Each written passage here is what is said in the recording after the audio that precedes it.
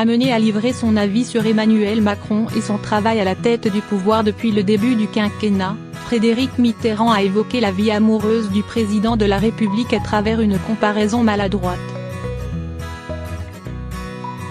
Frédéric Mitterrand assiste aujourd'hui à la clôture du festival du film Politico, dont il est le président du jury.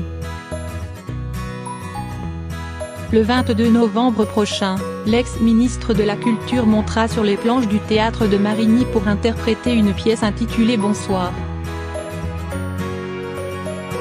En amont de ces deux dates importantes, l'homme politique a accepté de livrer une interview au magazine Le Point. Au cours de sa conversation, l'écrivain de 71 ans a été amené à évoquer le couple Macron.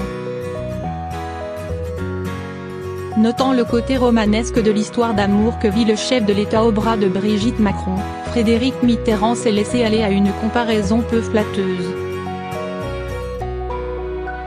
Son mariage avec une femme qui n'est pas de la même génération.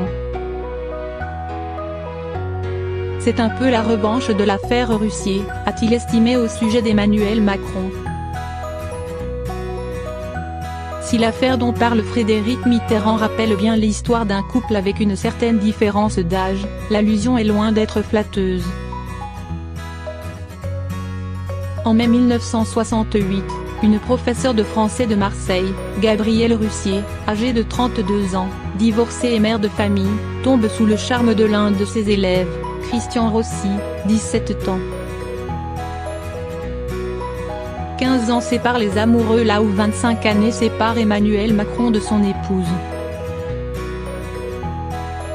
La comparaison s'arrête pourtant ici. Incarcéré pour détournement de mineurs, l'agrégé de lettres est condamné à 12 mois de prison et 500 francs d'amende après un procès à huis clos.